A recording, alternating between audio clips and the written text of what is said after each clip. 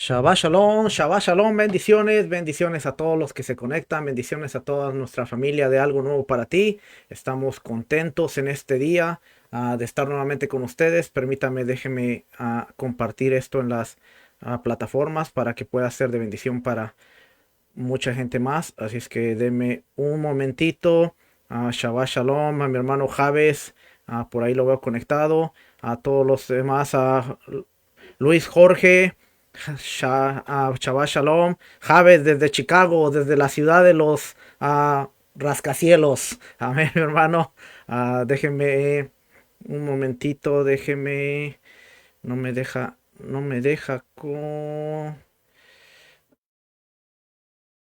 Permítame, déjeme ver si. Shabbat Shalom, déjeme ver si puedo aquí compartir esto. Martín, también Shabbat Shalom a Martín.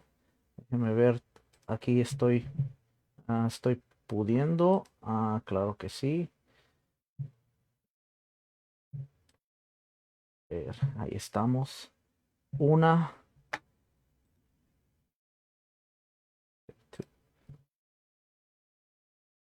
Y dos. Amén. Ahora sí. Ahora sí, ahí estamos ya mejor. Shabbat Shalom, bendiciones, bendiciones a todos. Estamos contentos de estar nuevamente en este bello Shabbat. Estamos contentos de estar compartiendo la palabra del Todopoderoso. Así es que hoy tenemos una enseñanza muy hermosa. Vamos a estar compartiendo muchas cosas interesantes. Quédese conmigo que en los próximos minutos, la próxima hora vamos a estar compartiendo varias cosas bien interesantes. Así es que shalom a todos los que estarán viendo este video de alguna manera. Buenas tardes, buenas noches, buenos días. No importa la hora que usted esté viéndolo a través de Algo Nuevo para ti, a través de Teshuva TV. Espero que este video y esta enseñanza sea de bendición para cada uno de ustedes. Hoy estaremos hablando de la Parashá Bo. La Parashá Bo es una de las parashás que más énfasis da a varias cosas, como por ejemplo el Cordero de Pesach, el Dedo de Dios, las plagas y muchas cosas. Hoy a través de la enseñanza vamos a ver unos puntos un poquito quizás distintos, quizás diferentes. No tanto a lo convencional de lo que se enseñan las parashás, pero esperamos que sea de bendición. Así es que tenemos este librito que se llama Ideas de Shemot, de Isaac, por Isaac Shakal. Es una herramienta muy, muy interesante. Tenemos, desde luego, no podía faltar el de Koren Tanakh, The Land of Israel. Bien interesante. También vamos a algo que me llamó la atención y que hace una conexión bien, bien, bien maravillosa y la vamos a tocar un poquito. Es este libro de el rabí Jonathan Sacks, Ceremony and Celebrations. Ceremony and Celebrations, Introduction to the Holidays. Las ceremonias y las celebraciones, la introducción a los días de fiesta por el rabino Jonathan Sacks. Algo bien, bien interesante que va a estar conectando con Abraham y el Éxodo y Abraham y el pueblo de Israel, que quiero presentárselo. Bien, bien interesante. Desde luego tenemos el Tariag Misbots. Voy a estar tocando algo bien, bien, bien leve, bien por encima nada más, porque realmente no tenemos mucho tiempo. Así es que esos son algunos de los recursos. Y desde luego tenemos el comentario bíblico. Déjenme ver por aquí, a ver. Como tenemos el comentario bíblico histórico de Edersheim Alfred. Tenemos logos. Tenemos el Sonderband. El comentario de Sonderband. Tenemos el comentario bíblico al mundo hispano, por Sorsoli y Rubén.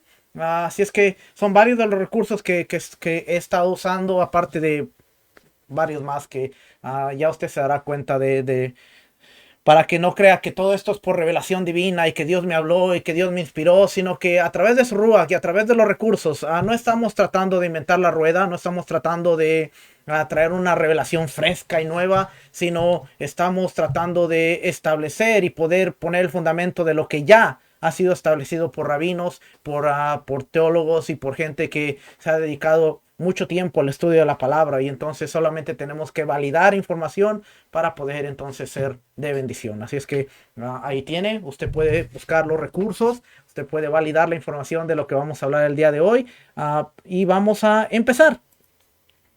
Bo, voy esta mañana quiero trabajar en el concepto de el efecto del sacudimiento al concepto Ma'at.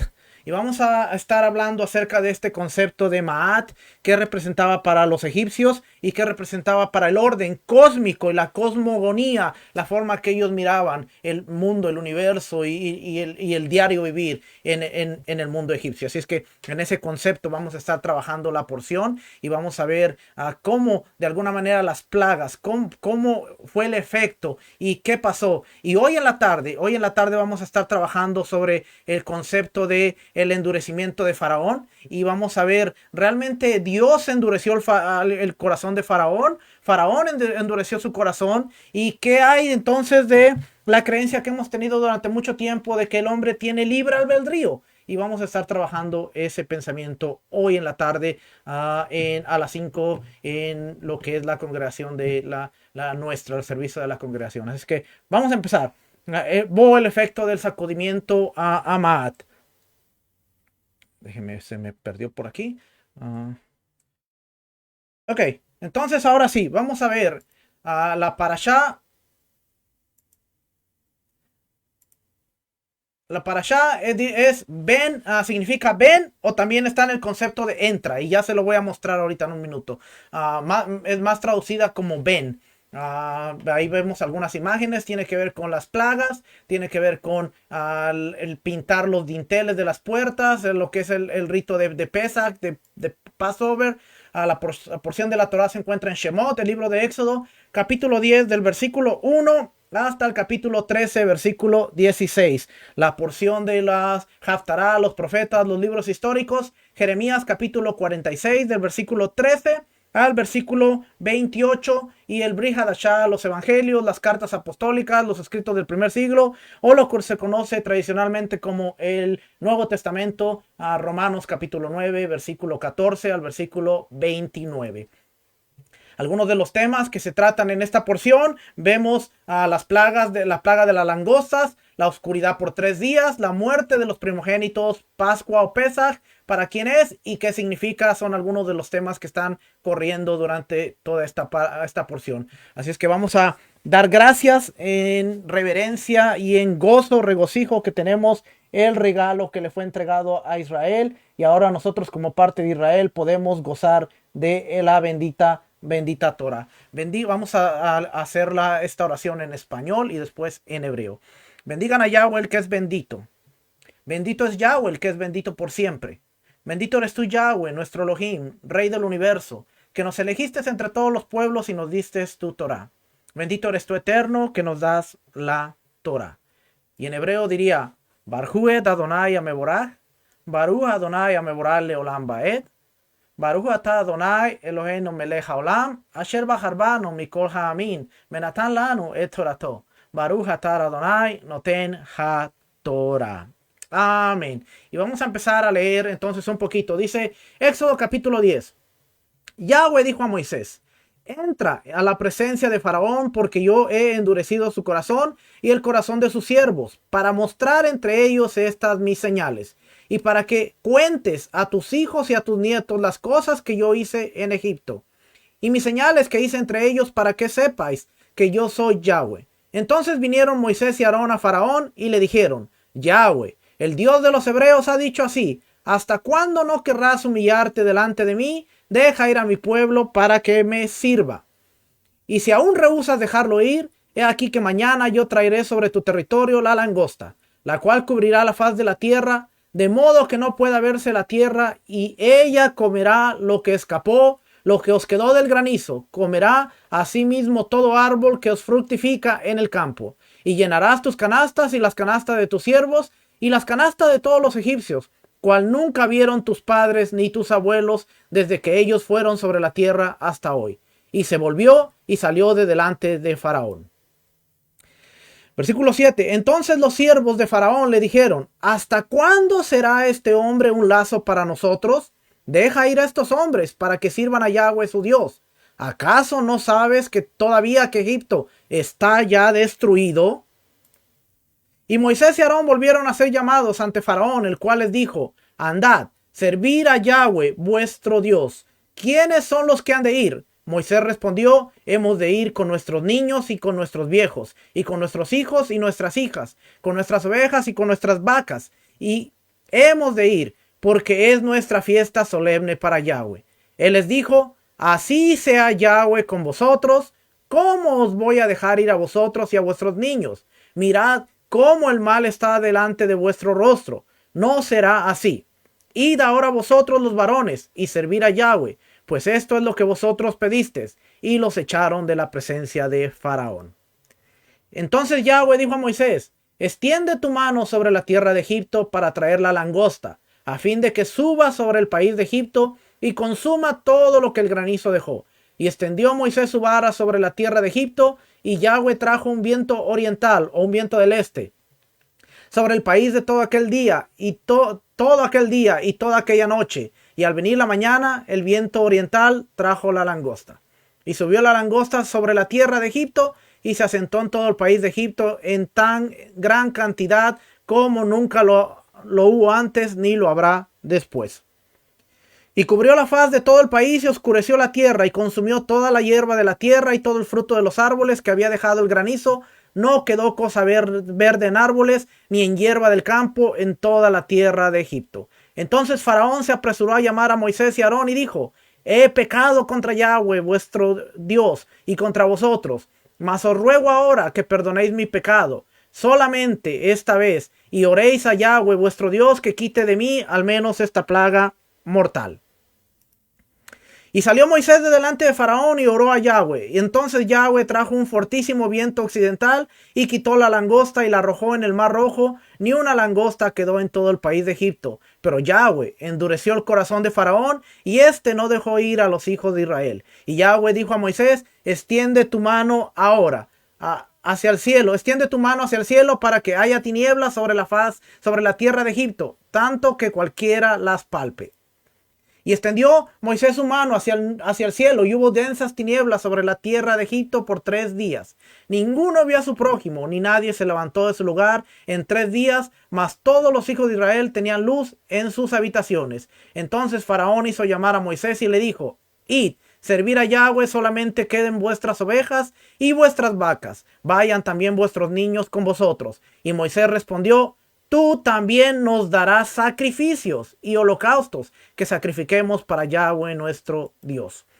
Nuestros ganados irán también con nosotros. No quedará ni una pezuña, porque de ellos hemos de tomar para servir a Yahweh nuestro Dios, y no sabemos con qué hemos de servir a Yahweh hasta que lleguemos allá. Pero Yahweh endureció el corazón de Faraón y no quiso dejarlos ir. Y les dijo Faraón: retírate de mí, guárdate, que no veas más mi rostro, porque cualquier día que vieres mi rostro, morirás. Y Moisés respondió: bien has dicho, no veré más tu rostro. Amén. Tuvimos que leer todo el capítulo para que podamos entender un poquito lo que vamos a hablar el día de hoy. Y vamos a hablar lo que es el concepto Ma'at, y vamos a entender cómo las plagas están afectando no solamente a un ataque directo a los dioses, a las deidades de Egipto, pero vamos a ver qué es lo que representa el concepto Ma'at y qué tan importante es Faraón para todo esto. Así es que en los eventos principales que estamos viendo incluyen la plaga de las langostas, que afectaron a los egipcios, pero no a los israelitas. Oiga, ponga atención, porque aquí dice: la plaga de las langostas y las tinieblas afectaron a los egipcios, pero no a los israelitas. La primera Pascua con sangre en los postes de las puertas, que se celebra anualmente con matzah. La muerte de los primogénitos egipcios, con el faraón expulsando a los israelitas. Los egipcios instan a que se apresuren y den el botín. Israelitas viajando exactamente a 430 años después de que Dios profetizó que la simiente de Abraham serían extraños, esclavizados y oprimidos. Y los primogénitos fueron apartados para Dios. Así es que Vamos a ver a través de este libro, The Koren Tanakh of the Land of Israel, que es el libro de Éxodos. Bien interesante este libro, muy sumamente interesante, con mucha información. Aquí lo tengo, y como le dije la vez pasada, este libro es muy completo. Este libro lo tengo por recomendación de Rico Cortés, que siempre nos está recomendando libros para nuestra edificación y para nuestro crecimiento. Pero en este libro, usted puede ver, déjeme ver por aquí dónde están los iconos. En este libro, no solo le da información, sino que en este libro usted tiene información. Déjeme, cuando quiero la información no la tengo. Increíble. Aquí está. Categorías, le da arqueología, antiguo Medio Oriente, egiptología, le da artículos sobre el Mizcán, que es el tabernáculo, más adelante, lenguaje, geografía, la flora y la fauna, y también lo que es la halajá, que es el caminar con el Señor. Así que bien interesante. En este libro vamos a estar viendo, por cierto, antes de que avance, este libro, Tariag Misbot, nos da los mandamientos por parashá. Increíblemente que en esta parashá, no voy a hablar de esto, pero le dije que solamente lo voy a tocar bien rapidito. Increíble que en esta parashá, a la parashá Bo, nos da 20 mandamientos, 9 que son 9 que todavía tienen vigencia al día de hoy, 11 que son de prohibiciones, 9 que son cosas de hacer, pero 9 están vigentes. Aquí también en este otro libro están. Déjenme se los leo. Déjenme llegar a la Parashá Bo. Es importante porque aquí está, mire, 20 preceptos, 9 rigen en nuestros días. Tenemos la consagración del mes. Lógicamente, hacemos un memorial, que es el Rosh Hodesh. No podemos hacer el Rosh Hodesh como tal porque no hay templo, porque no está el Beit HaMikdash. Así es que está la consagración del mes, que está en vigencia de alguna manera en conmemoración, pero no lo estamos haciendo como se debería hacer. Está el sacrificio de Pesach, tampoco lo hacemos. Comer del sacrificio de Pesach, no podemos porque solamente era en Israel y tenía que estar el templo. No comer del sacrificio de Pesach, cocinado u horneado, tenía que ser asado. Tampoco está vigente. No hacer sobra de la carne del sacrificio de Pesach, que no quedara hasta el otro día, no está vigente. 6. Deshacerse del james, de la levadura. Ese está en vigencia, todavía cada año lo practicamos. Comer matzah, cada año lo hacemos. Que nadie posea levadura, james, lo hacemos, nos esforzamos por hacerlo al máximo. No comer nada que contenga james, está activo hasta el día de hoy. Que no coma de sacrificio de Pesach. Alguien dice aquí, un judío renegado, un judío, ese no está vigente. Que no coma del sacrificio de Pesach alguien que no esté en el convenio. No está vigente porque no comemos el sacrificio. No sacar fuera de la casa la carne del sacrificio, no está vigente tampoco. No romper los huesos del sacrificio de Pesach. Que no coma del sacrificio de Pesach un incircunciso, no comemos el sacrificio. La consagración de los primogénitos, no hay templo, así es que podemos hacer un memorial, claro que sí. No comer james, que no se vea nada con james en su propiedad, está vigente. Relatar la salida de Egipto cada año cuando nos sentamos en la mesa de Pesach, lo hacemos. Redimir al primogénito del burro, de la bestia, de alguna manera conmemorativamente lo hacemos. Y aquí usa una palabra, aquí dice desnucar al primogénito del burro, que no fue redimido, pero más bien tenía que ver con que no sirviera como animal de carga esto. Así es que usted puede ver que muchos de ellos están vigentes hasta el día de hoy. ¿Okay? Es que, ahora sí, a través de las plagas, Dios indica, esto es lo que dice este libro de Koren Tanakh, a través de las plagas, Dios indica que el mundo, oiga, Dios, ¿cuál era el propósito de las plagas? Bueno, Dios indica que que el mundo, tal como los egipcios lo conocían, estaba colapsando.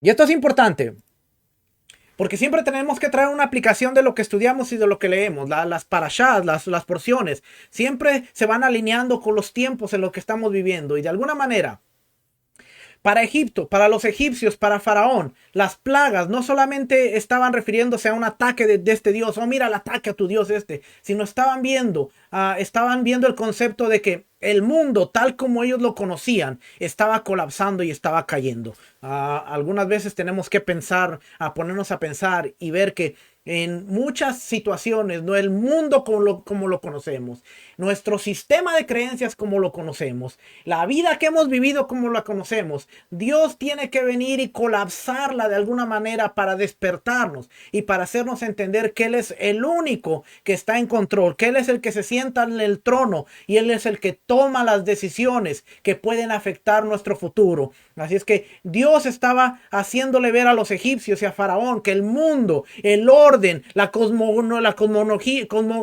la cosmología, como ellos percibían el mundo, estaba colapsando a través de las plagas que estaban recibiendo. ¿Okay? O sea, es que podemos aplicarla a nuestras vidas. En los versículos del 3 al 6 del capítulo 7, Dios prepara el escenario para el próximo desarrollo de la trama. El texto nos habla del plan divino. Dios endurecerá el corazón de Faraón y en consecuencia el Faraón no escuchará a Moshe y Aarón. Así Dios demostrará sus poderes sobrenaturales, derrotará a Egipto y humillará al rey egipcio. Esto es importante porque dice, nos habla del plan divino. Faraón no va a escuchar a Moshe y a Aarón. Y Dios va a demostrar sus poderes sobrenaturales, va a derrotar a Egipto y va a humillar al rey egipcio. Solo entonces Dios sacará a los israelitas de Egipto a través de la secuencia de las plagas y la negativa recurrente del faraón a conceder las peticiones de Moshe. Dios le mostrará a los egipcios y a los israelitas. Dice aquí, Dios le mostrará a los egipcios y a los israelitas que Él es más poderoso que los dioses de Egipto. ¿Qué nos quiere decir aquí? Que Dios va a demostrar que Él es más poderoso que los dioses de Egipto y le va a demostrar a Egipto y le va a demostrar también a los israelitas cuál es el poder de Dios. Meir también agregó que la unión entre los dioses egipcios y las plagas fue solo parcial. Oiga, porque muchas veces nos enfocamos en los dioses, pero nos perdemos la fotografía, el cuadro completo de todo lo que está pasando. Los dioses es importante verlos en su contexto, pero también tener que ver el cuadro completo de lo que está pasando. Dice, fue solo parcial, considerando la parte central del faraón en la historia de las 10 plagas. Faraón es el actor principal de la trama y de lo que está sucediendo alrededor de las plagas. Meir sugiere que Dios debe haber estado apuntando su ataque contra el rey egipcio, particularmente en su capacidad como el que mantiene el orden cósmico, Ma'at. Y luego dice aquí, Ma'at es un concepto fundamental en el pensamiento religioso del antiguo Egipto. Más allá de el ataque directo a los dioses, porque sí, podemos mencionar un dios por cada una de las plagas. El actor principal, la persona principal en la que está girando todo es Faraón, porque Faraón es el que debe tener la capacidad de mantener el orden cósmico, lo que se conocía como Ma'at. Y usted dirá, ¿qué es Ma'at? Bueno, Ma'at es un concepto fundamental en el pensamiento religioso del antiguo Egipto. Así es que Ma'at tiene que ver con el orden. Y vamos a empezar a definir un poquito el concepto aquí más adelante. Aquí dice, no existe una traducción precisa para el término Ma'at, pero el concepto puede describirse de la siguiente manera. Ma'at se define a menudo como un orden cósmico. Esta definición básica incluye las estaciones. Oiga, un orden cósmico que incluye las estaciones, el momento de la inundación del Nilo, el amanecer y el atardecer y los fenómenos cósmicos. Sin embargo, la definición de Ma'at es más amplia y abarca el orden social, las clases sociales, la justicia y las normas sociales y la moralidad. Ma'at tiene que ver, no sí con las estaciones, el momento de la inundación, porque sabemos que el río Nilo se inundaba y la semilla germinaba y había cosecha, y por eso el río Nilo era tan venerado y tan religiosamente visto, porque era una fuente de alimento, era una fuente de protección, era una fuente de sobrevivencia. Así es que Maat incluía las estaciones, la inundación del río, el amanecer como el atardecer. Por eso es bien importante ver qué importancia tiene el dios Ra, el dios Sol, en la cultura egipcia, y cómo este culto al dios Ra, al dios Sol, fue llevado más allá de Egipto, sino que después pasó a los griegos, a los romanos, y pasó más allá a hacer veneración del dios Ra, el dios Sol, en las diferentes culturas. Pero las estaciones, el momento de la inundación del Nilo, el amanecer y el atardecer, los fenómenos cósmicos, todo lo que pasaba. Por eso muchas plagas tienen que ver con la naturaleza, el granizo, la oscuridad y muchas cosas que encontramos.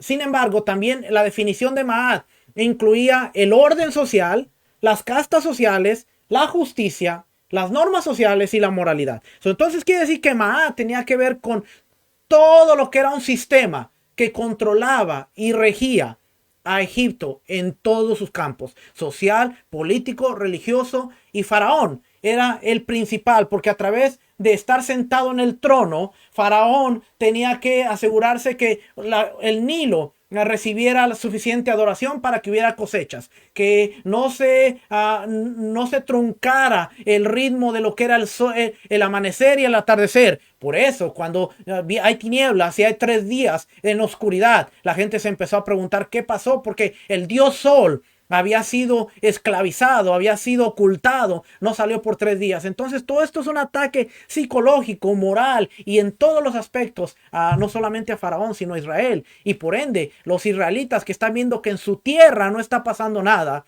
están dándose cuenta de que a ellos los controla una fuerza más allá de la creencia que va a Egipto, más allá de la creencia que tenían los egipcios a ellos. El Dios de Abraham, el Dios de Isaac, el Dios de Jacob, un Dios invisible, un Dios que no se ve, un Dios que sabe y conoce, entiende el clamor y el gemir, es el que los está guardando y protegiendo. Hay una lucha cósmica, hay una lucha que está sucediendo, en la cual Faraón está siendo el protagonista y está ocurriendo algo en el corazón de Faraón, y eso se llama endurecimiento. Pero no vamos a hablar hoy, sino que en la tarde vamos a tocar esa parte del endurecimiento. Así es que vamos a seguir. Así es que Maat tiene que ver con todo lo que está sucediendo en Egipto. Maat se consideraba la escala con la que se medía todo Egipto. Oiga, Maat se considera la escala con la que se medía todo en Egipto. El concepto de Maat está encarnado en la diosa egipcia del mismo nombre, Maat, que es esta que usted está viendo en el cuadro, la que está haciendo ahí las alas. Maat, orden, significa orden cósmico, y su hermano gemelo, Agnu, fueron las primeras entidades creadas por el dios Sol, el dios Ra, enfatizando la naturaleza fundamental de estos conceptos para los egipcios. Así es que vemos, Maat era un poderoso instrumento social y político a través del cual gobernaba el antiguo rey egipcio. Era una herramienta, era un poderoso instrumento social y político a través del cual gobernaba el antiguo rey de Egipto. Maat, como un concepto deificado que lo abarca todo, Maat aseguró la posición del rey como el único soberano de Egipto. Además, Maat permitió a las clases altas mantener su estatus social y, en cierto sentido, obligó a las diversas partes de la sociedad egipcia a obedecer y aceptar sus respectivos lugares dentro de la sociedad. Esto es importante porque hoy en día estamos viendo sistemas de esta misma índole, en donde hay sistemas que son instrumentos sociales políticos a través de las cuales se gobierna y a través de las cuales se establecen gobiernos.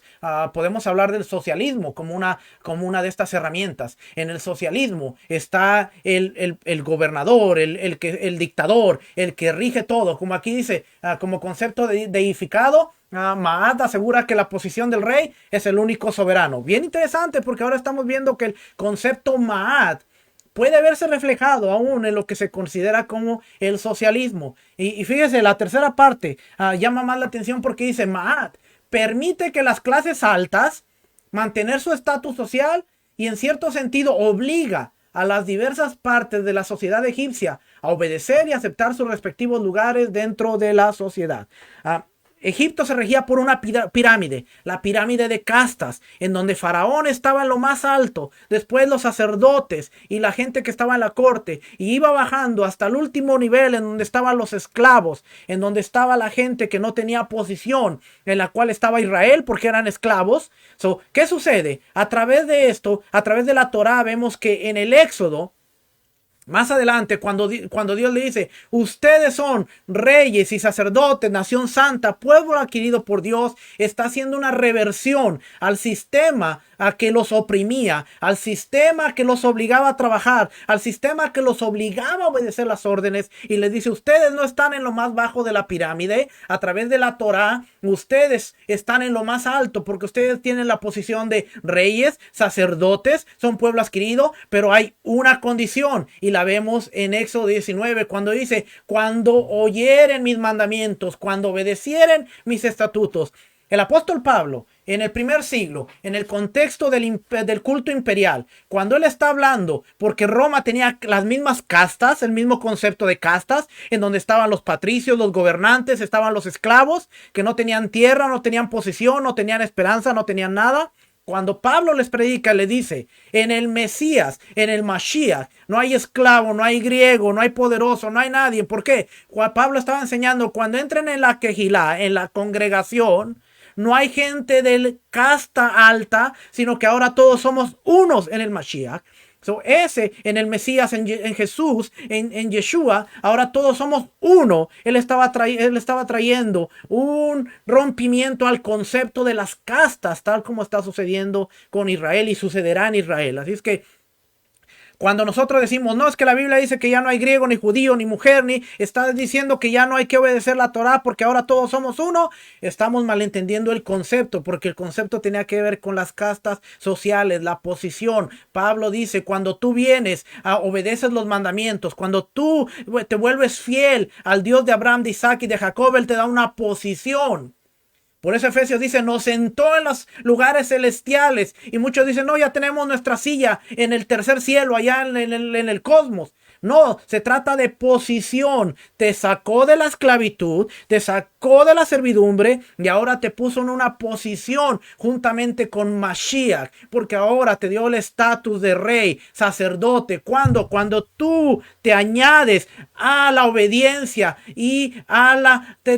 te vuelves fiel a la fidelidad al Dios de Abraham, de Isaac y de Jacob. Entonces, vemos que Ma'at era un poderoso instrumento social y político a través del cual gobernaba al antiguo rey egipcio. Como concepto, Ma'at, la diosa Ma'at le aseguraba la posición del rey como el único soberano. No había nadie más. Y además, Ma'at permitía que las clases sociales mantuvieran su estatus social, y a los de la clase más baja tenían que obedecer y aceptar sus respectivos lugares dentro de la sociedad. Mire, cuando entendemos todo esto, podemos entender por qué Faraón llama a José y le da una posición de alto rango, pero inmediatamente Faraón hace algo y dice, esto no puede pasar porque estoy trayendo una persona de lo más bajo de la pirámide y la estoy trayendo a lo más alto porque solamente él está debajo de mí. Entonces, ¿qué él hace? Bueno, vamos a traer a Senet, la hija del un sacerdote que está dentro de la clase social más alta, y la vamos a casarla con José, porque ahora José no solo tiene el título, sino ahora tiene la posición, y por eso es importante entender que lo casó con la hija del sacerdote, y lo casa, y ahora José pasa a través de los ojos egipcios a ser de la casta de los sacerdotes, la casta alta en la pirámide, en el lugar alto. Así es que cuando entendemos esto podemos ver varias cosas interesantes, y no solo leer, ay, le dio la hija al sacerdote, qué bueno, ok, seguimos adelante, sino entender todo el concepto, cómo los egipcios estaban mirando todo esto, y ahora le estoy trayendo a través de esto cómo los egipcios miran la destrucción a través de las plagas, empezando con el concepto Ma'at. Espero que esté siendo de bendición esto para ustedes y podamos verlo aplicado a nuestro tiempo ahora, porque aún el socialismo está oprimiendo, el socialismo está esclavizando, el socialismo tiene castas en donde hay gente en las posiciones altas que gozan de todo, mientras que la clase baja, la clase está en esclavitud, en pobreza, está pidiendo pan y muchas cosas que están sucediendo. Pero ya usted puede ver que un sistema tal como era Maat para la mente egipcia, el socialismo tiene sus cosas también. Los textos egipcios afirman que al menos desde la época del Imperio Antiguo, del 1286 al 2160 antes de la Era Común, uno de los deberes del rey era mantener Maat, equilibrio. En épocas posteriores, como se muestra, por ejemplo, en los relieves del Imperio Nuevo, 1550 al 1069, antes de la Era Común, se muestra al rey llevando a la diosa Maat como ofrenda al jefe del antiguo panteón egipcio, Amun-Ra, el dios Sol. El rey, como responsable del mantenimiento de Maat, necesitaba asegurar la fertilidad de la tierra y el éxito agrícola.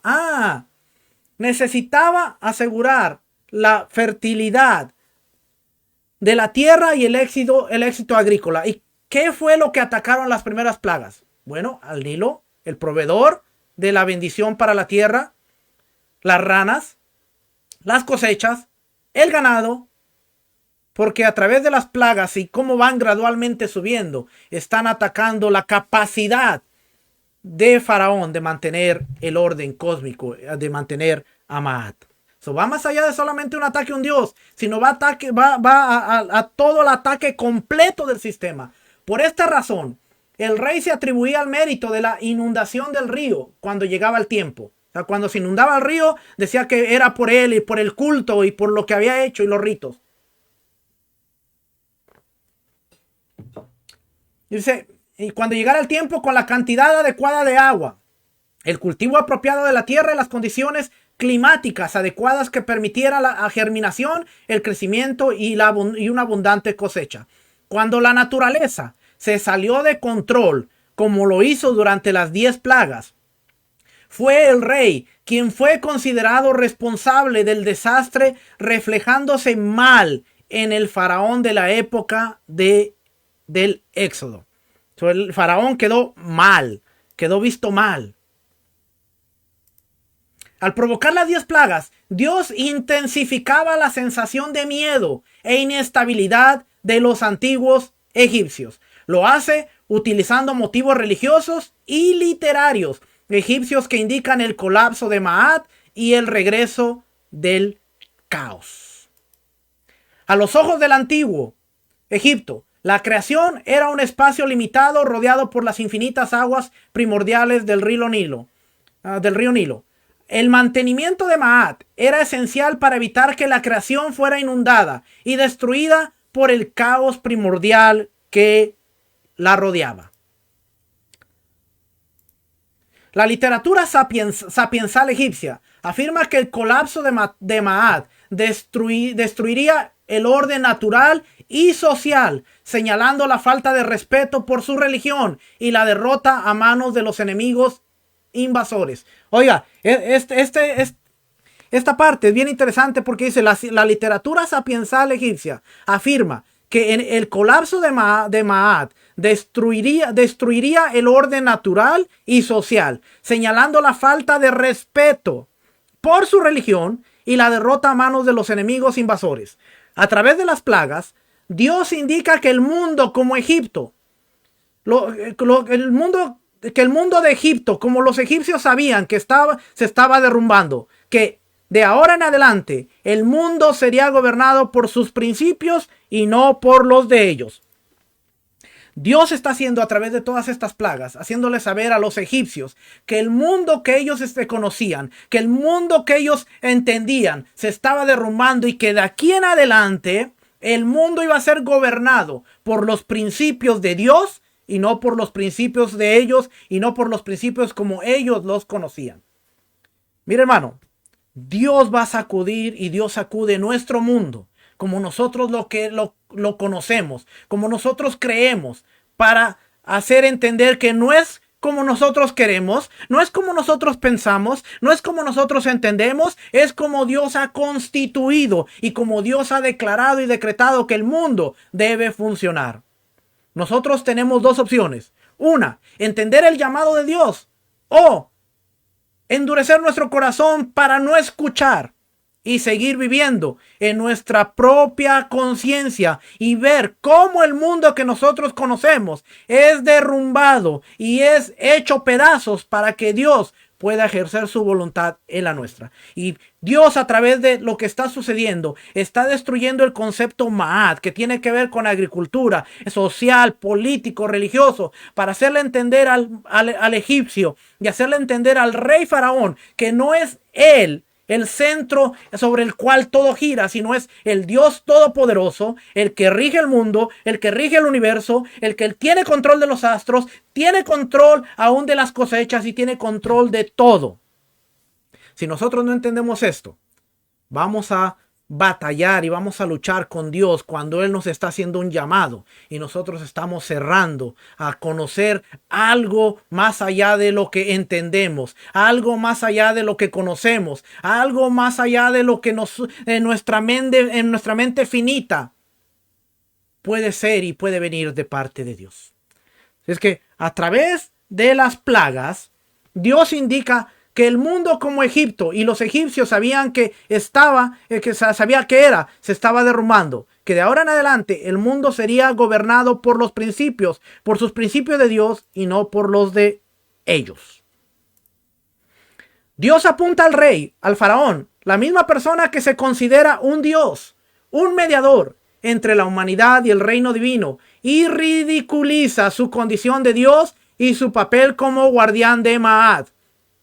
Al no mantener a Ma'at, la reputación y el poder de Faraón deben haber sido dañados a los ojos de su corte y de su pueblo. Y esto lo vemos cuando en el capítulo 10 le dice, hey, la misma corte de ellos le dice, Faraón, déjalos ir. ¿Hasta cuándo te vas a dar cuenta que Egipto está destruido? Pero cuando nosotros leemos que dice Egipto, pensamos que es el país. Pero realmente la corte está diciendo Egipto, el orden, el balance, todo lo que nosotros conocemos está destruido, Faraón. No hay orden. El Nilo se convirtió en sangre. Las ranas, los piojos, las langostas, el granizo, el fuego. Egipto, el orden cósmico ha sido destruido.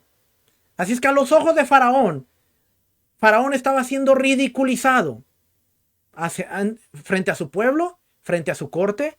Cuando nosotros vemos aún el libro de Apocalipsis y entendemos que el anti-Mashiach, que es más bien un sistema y no solo un personaje, porque siempre nos centramos en que el anticristo, el anti-Mashiach, es un hombre que se va a levantar y es un hombre que se va a oponer. Y es cierto, pero tenemos que entender que este hombre va a regir un sistema y va a regir todo un sistema que él va a considerar como Ma'at, como orden, como la paz mundial, como el que va a ser el protector, el que va a ser el que va a traer respuesta.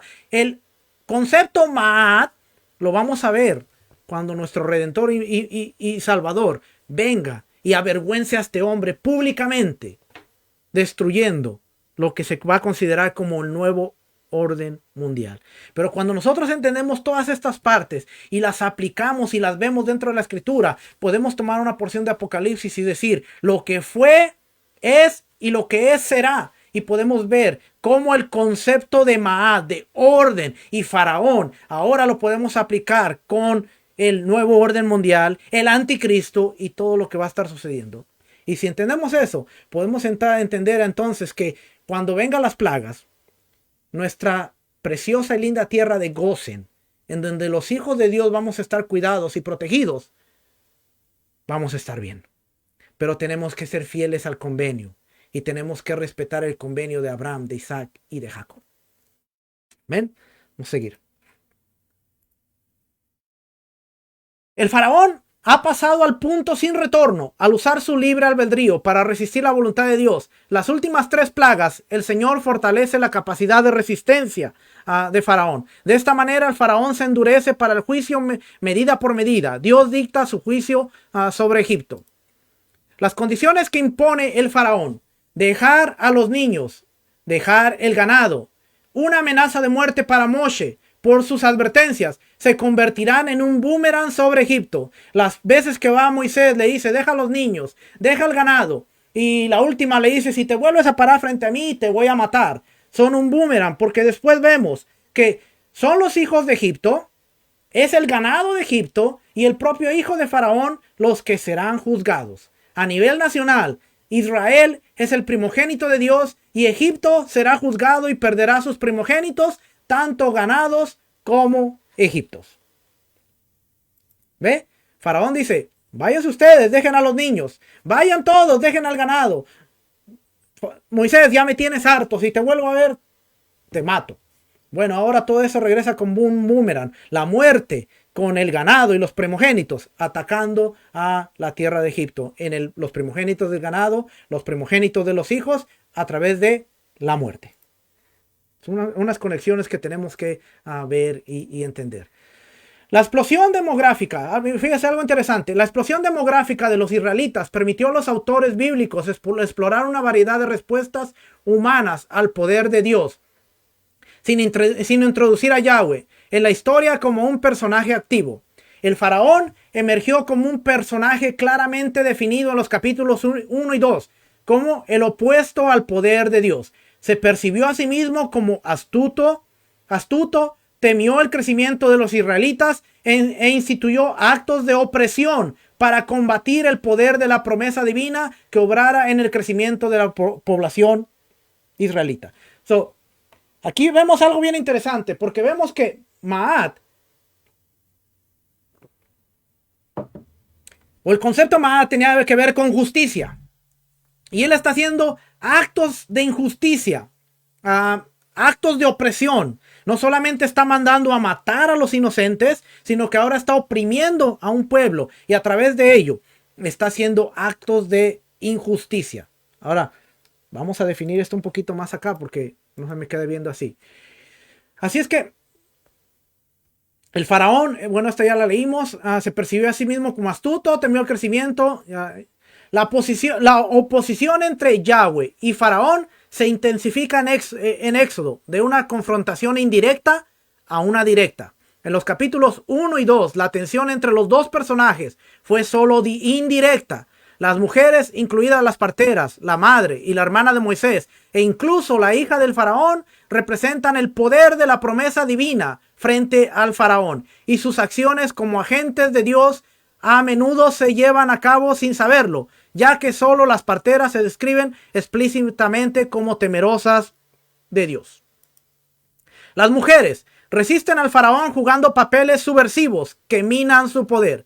Sus acciones crearon una historia irónica y satírica que demostraba la facilidad con la que los planes del faraón podían ser subvertidos. Interesante.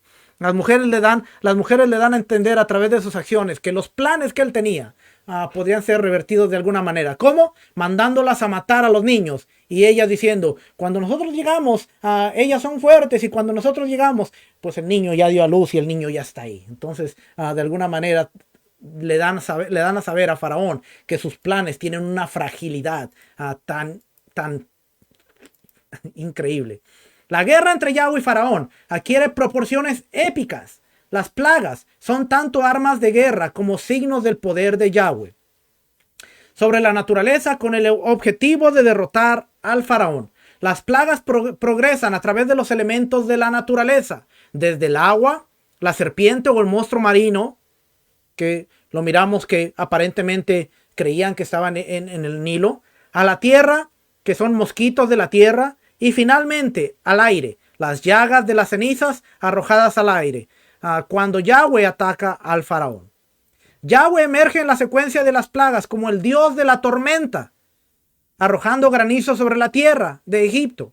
Cuando las armas de la naturaleza no logran persuadir al faraón que libera a los israelitas, Yahweh estrecha e intensifica el ataque, primero matando al primogénito egipcio y luego destruyendo al ejército egipcio en el Mar Rojo. El canto del mar interpreta el tema del poder, declarando que Yahweh es un guerrero digno de alabanza por sus victorias sobre el faraón.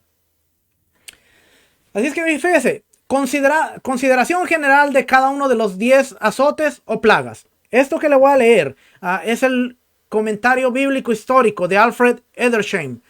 Y se lo voy a leer por aquí. Denme un momentito.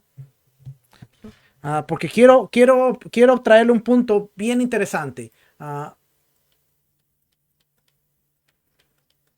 Y creo que... Ok, ya, aquí ya lo tenía listo, pero lo moví, pero aquí está. Fíjense, le voy a leer de este comentario. Este es el comentario bíblico histórico. Dice, antes de describir en detalle las plagas de Egipto, unas pequeñas aclaraciones nos ayudarán para comprender el tema. Las plagas eran milagrosas, pero no tanto en sí mismas, sino por el tiempo, el modo y la medida en que se cernieron sobre Egipto. O sea que vamos a considerar otro punto que tal vez no habíamos considerado. Las plagas son milagrosas no solo por ser plagas, sino por el tiempo, el modo y la medida en que se cernieron. Ninguna de ellas era totalmente desconocida en Egipto. Ojo, ninguna de ellas era totalmente desconocida en Egipto porque habían pasado por aquella tierra alguna vez y en alguna medida. De hecho, en la plaga de las langostas, Dios le dice, vendrán las langostas en gran multitud, como nunca la han visto. Lo que nunca habían visto los egipcios era la gran cantidad, no la plaga de las langostas, porque era algo común en Egipto, que las plagas atacaran. Lo que ahora es milagroso es la cantidad, el modo y la forma en que están pasando. Así es que por eso Faraón mantenía el orden, porque cuando venía una plaga, él hacía ritos y los dioses y hacían que... Egipto volviera del caos al orden nuevamente. Ahora, a través de las plagas, todo es caos, caos, caos, caos. Y Egipto nunca puede volver al orden que estaba considerado el Maat. Así es que, si usted cree que las plagas fueron en Egipto por primera vez con Moisés, a través de la historia podemos ver que habían pasado antes, en magnitud más pequeña. ¿Ok? Pero habían pasado antes. Egipto las conocía. Así es que dice, habían pasado por aquella tierra alguna vez en alguna medida. ¿Cómo sucede tan a menudo? El Señor usó aquí sucesos naturales comunes. El aspecto sobrenatural de las plagas es su severidad, su sucesión y su llegada y desaparición según la extensión de Moisés, su extensión parcial y la estación y manera poco normales bajo las cuales se presentaron. Así que voy a subrayar esto porque luego me sirve a mí. Así es que el aspecto sobrenatural de las plagas es su severidad, su sucesión, su llegada y desaparición según la palabra de Moisés. Vemos en ellas una disposición regular y un progreso firme, hablando con exactitud. Hubo solo 9 plagas, 3 plagas de 3, siendo el 10º un azote, el comienzo del juicio de Adonai, cuando él salió del medio de Egipto para matar al primogénito de ellas. De estas 9, las 3 primeras estaban relacionadas con el río y la tierra, que formaban el orgullo de Egipto y el objeto de su culto. Se extendieron por todo el país y en la tercera los magos confesaron: esto es el dedo de Dios. Con ellas, las tierras fueron humilladas en cuanto a su orgullo y su religión. Las otras 6 cayeron exclusivamente sobre los egipcios, como había dicho el Señor, y yo haré distinción entre mi pueblo y el tuyo, a fin de que sepas que yo soy Adonai en medio de la tierra. Si las 3 primeras plagas evidenciaron la impotencia de Egipto, las otras demostraron que Adonai reinaba incluso en medio de Egipto. Finalmente, los 3 últimos azotes no solo fueron mucho más terribles que los demás, sino que tenían como finalidad dar a conocer a Faraón que no hay otro como yo en toda la tierra, para mostrar que Adonai es Dios, que lo era en medio de Egipto, y finalmente que no había nadie como él en toda la tierra. Es decir, que Adonai era el Dios vivo y verdadero. Tal era la triple finalidad de estos azotes. Ahora, este punto es bien interesante. En cuanto a la duración de estos azotes, el intervalo entre los mismos y el tiempo ocupado por todos, sabemos que la primera plaga duró 7 días. Y eso lo dice el libro de Éxodo, capítulo 7, versículo 25. Y se cumplieron 7 días después que Adonai hirió el río. Y que la muerte de los primogénitos y la Pascua sucedieron en la noche del 14º de Abib o Nisán, correspondiendo aproximadamente al principio de abril. En cuanto a la 7ª plaga, la del granizo, tenemos esta afirmación que nos ayuda a esclarecer su tiempo. El lino, pues, y la cebada fueron destrozados, porque la cebada estaba ya espigada y el lino en caña. Mas el trigo y el centeno no fueron destrozados porque eran tardíos. Esto fijaría la época sobre el final de enero o a principios de febrero, dejando un intervalo de por lo menos 8 semanas más entre el séptimo azote y el 10º. Y si lo tomamos como un valor medio, más de 2 semanas entre cada plaga, si calculamos este paso, el primer azote debió acontecer en septiembre u octubre, es decir, después de cesar las inundaciones anuales del río. Pero esto parece poco probable, no solo porque el color rojo aparece normalmente al inicio del crecimiento, sino por las expresiones en Éxodo 7:19. Adonai dijo a Moisés: di a Aarón, toma tu vara y extiende tu mano sobre las aguas de Egipto, sobre sus ríos, sobre sus arroyos y sobre sus estanques y sobre todos sus depósitos de agua, para que se conviertan en sangre y haya sangre por toda la región de Egipto, así en los vasos de madera como en los de piedra. Parece implicar que el río se hallaba en su crecimiento y no en su descenso, y particularmente porque justo antes de esto se da una imagen de los israelitas recogiendo rastrojo para sus ladrillos, que debía darse inmediatamente después de la cosecha o a finales de abril. Por ello, parece más probable, como también supone la mayoría de intérpretes, que el primer azote cayera sobre Egipto a mediados de junio, o en cuyo caso desde la primera plaga hasta la muerte de los primogénitos debió pasar un periodo de 10 meses. Durante todo este tiempo el Señor estuvo tratando con Egipto y Faraón estuvo en su juicio. Como ya hemos indicado, hay un aspecto terriblemente irónico de las plagas de Egipto, ya que en las cosas que Egipto se enaltecía, fue humillado. ¿No os parece oírlo todo el tiempo? El que mora en los cielos se reirá, el Señor se burlará de ellos. Este hecho se verá con más claridad al observar brevemente cada uno de los azotes. Y aquí empieza a hablar de cada uno de los azotes. Este comentario es un comentario bíblico, histórico, y nos da puntos históricos que podemos considerar. Entonces, yo le acabo de leer que desde el primer azote hasta el último azote pudo haber ocurrido aproximadamente 10 meses. ¿Cuántos habíamos considerado el tiempo en el cual las plagas habían azotado? Muchos pensamos que fue una tras otra. ¡Pum, pum, pum, pum! 10 plagas una tras otra. Pero estamos viendo una nación que en un lapso de 10 meses está decayendo poco a poco. Y empieza por lo económico. Y empieza por el orgullo que ellos tenían en el Nilo, en sus cosechas y en todo lo que ellos están viendo, hasta llegar a lo más alto, que es el dios Ra, la oscuridad, las tinieblas y la muerte de los primogénitos, considerando al hijo de Faraón como el sucesor y como el que tiene el favor de los dioses. Así es que no solamente por ser las señales, sino por el tiempo, la secuencia y la manera que están siendo y que están ocurriendo. El concepto Ma'at era un balance, era un orden. Y Dios viene y dice: tengo que hacer cambios a tu orden porque tú estás fuera de lo que es el diseño y el orden de Dios. Déjenme ver por aquí. Déjenme ver por aquí qué más tengo. Ya vamos terminando. Este libro que le mostré. Este libro que le mostré, el ceremonias y celebraciones del rabí Jonathan Sacks, nos da algo bien interesante y nos da un cuadro. Además, déjeme se lo pongo. Miren, este cuadro está en la página. A ver si lo puedo encontrar. Sabe que cuando se busca algo no se encuentra. En la página 170.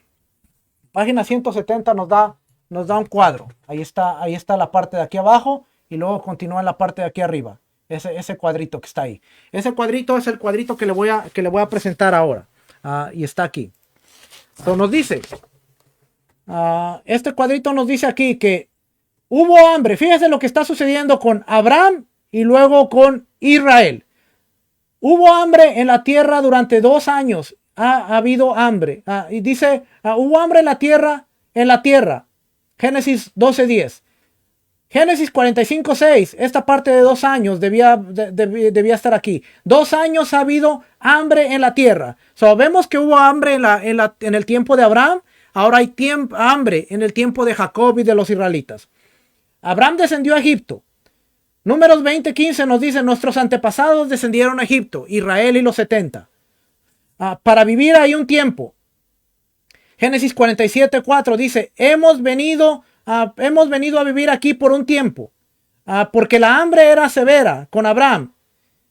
Y el mismo argumento lo vemos en Génesis, dice, porque la hambre era severa. Abraham expresa en Génesis 12:12, me matarán, yo que soy hombre, pero te dejarán vivir. Génesis 1:22 dice, todo niño que nazca tienen que arrojarlo al Nilo, pero toda niña viva. Génesis 12:17, el Señor plagó a Faraón y su casa con grandes plagas. En el Éxodo vemos 10 plagas. En Génesis 12:20, Faraón dio órdenes sobre Abraham y a sus hombres y lo enviaron en su camino. Los egipcios instaron al pueblo para que pudieran enviarlos fuera de la tierra apresuradamente. Y por último, Génesis 13:2, Abraham se había vuelto muy rico en ganado y con plata y oro. Salmo 10:37 dice, él sacó a Israel cargado con plata y oro.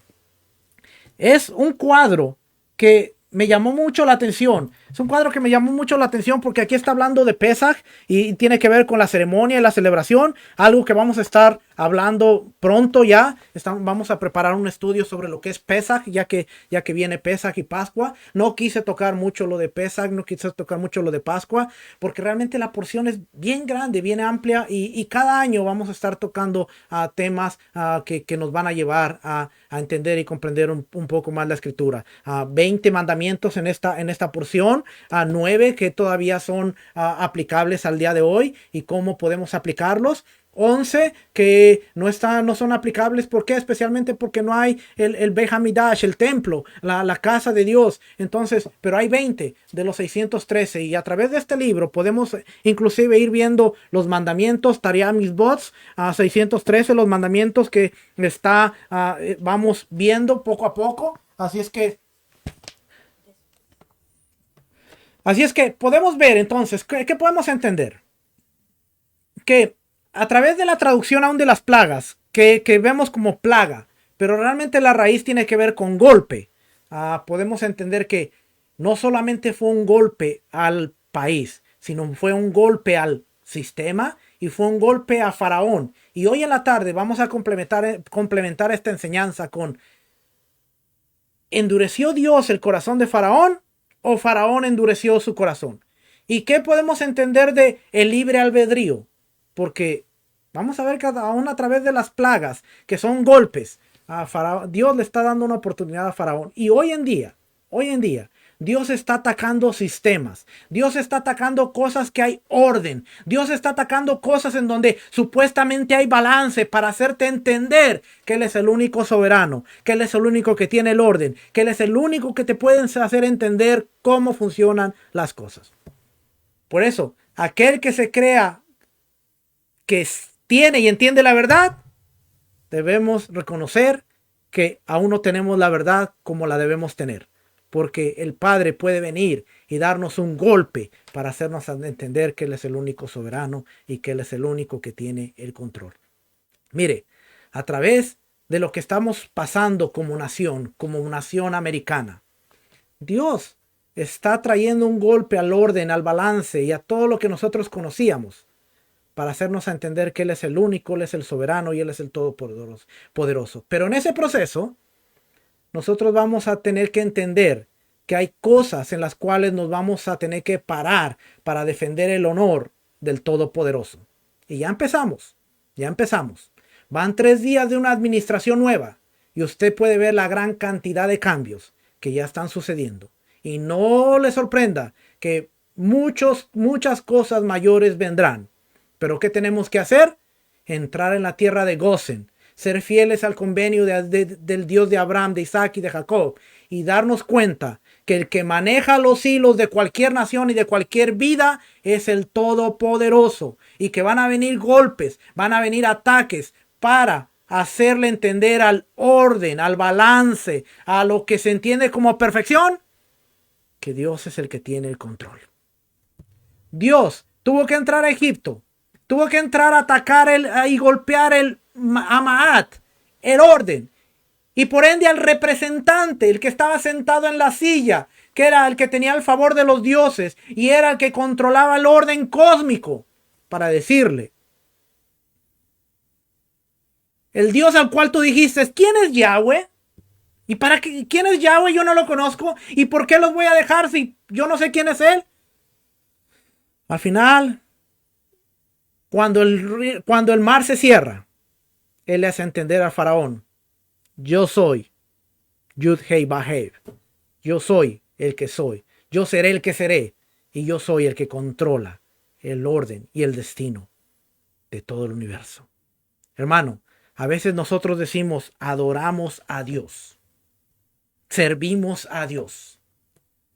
Pero, ¿servimos a Dios o servimos a un sistema en el cual hemos sido guiados, alimentados y en el cual hemos crecido?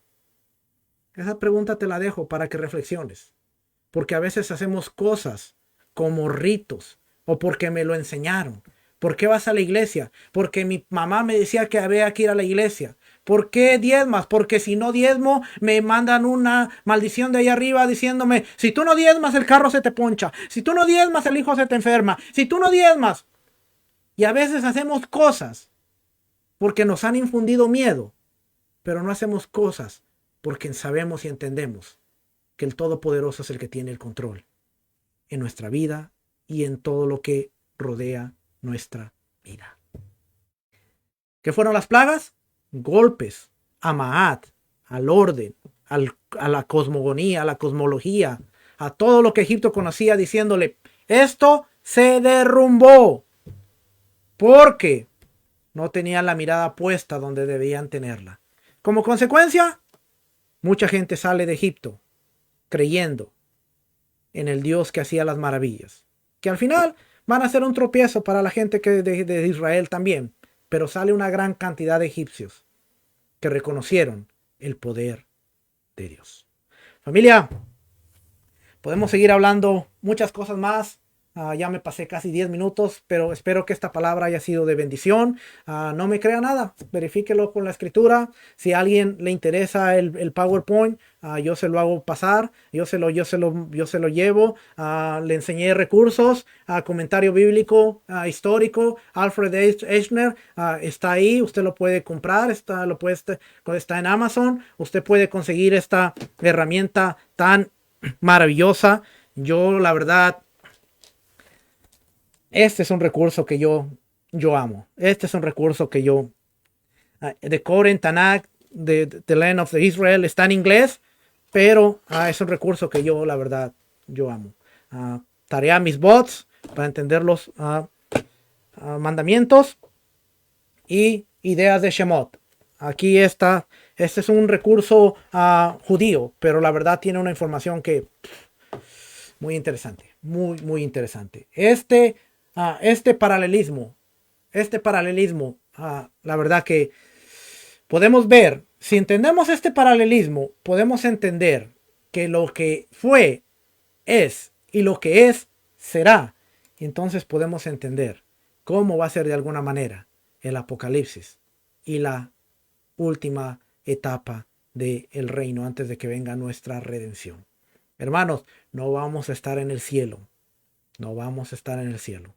Y si no entendemos el concepto socialismo y no entendemos cómo funciona y no lo trazamos al concepto Maat de Faraón, nos vamos a perder muchas cosas que vienen y cosas por venir. Y lo que va a pasar a esta nación en estos últimos 4 años va a ser una probadita de lo que va a venir más allá y por delante. Familia, Gracias por conectarse, gracias por ser parte de este tiempo de enseñanza en algo nuevo para ti. Acuérdese nuestras enseñanzas. Hoy a las 7 de la noche sale el cristianismo a través de la historia. No tratamos de atacar a nadie, simplemente entender de dónde viene el cristianismo y por qué estamos en el 2021 con 40,000 denominaciones. Estamos sentando las bases a través del judaísmo en Palestina, la dispersión. Hoy vamos a hablar un tema que no se lo quiere perder, el judaísmo en el contexto greco-romano. Y vamos o más bien, el greco-romano. Y vamos a sentar la base que va a ser bien importante para más adelante y futuras enseñanzas. Así es que familia, hoy a las 7 de la noche, también viernes a las 7 de la noche tenemos Hogar con Valor, una enseñanza para los matrimonios que estamos compartiendo mi esposa y yo cada semana. Y muy pronto viene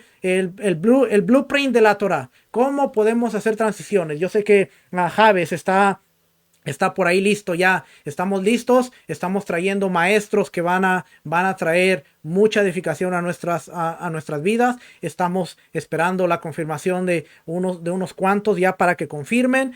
Ya tenemos el programa, tenemos todo listo. Y una vez que tengamos todos los detalles, le vamos a dejar saber cuando empezamos con el blueprint de la Torah, el diseño de la Torah, cómo podemos hacer una transición eficaz, una transición buena, una transición que tenga un equilibrio y balance. Y de esto vamos a estar hablando en el blueprint de la Torah con mi amado hermano y amigo Javi Figueroa desde la ciudad de Chicago, la ciudad de los vientos y la ciudad de donde suceden cosas extrañas.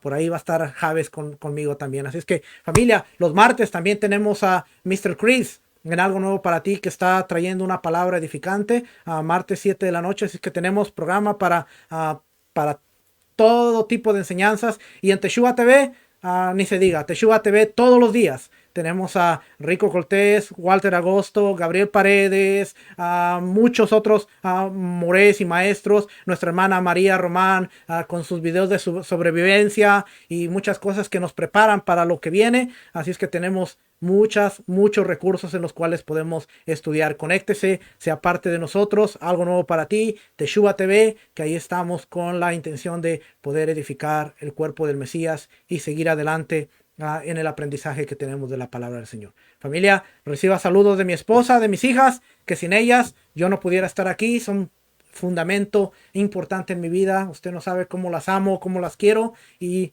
ya estoy a punto de irme a comer desayuno, lunch y almuerzo con ellas. Así es que nos veremos la próxima semana, familia. Shabbat Tov. Si quiere conectarse a la segunda parte, hoy a las 5 de la tarde los esperamos para seguir aprendiendo. Familia, shalom, les amamos. Un abrazo a todos. Shalom, bendiciones.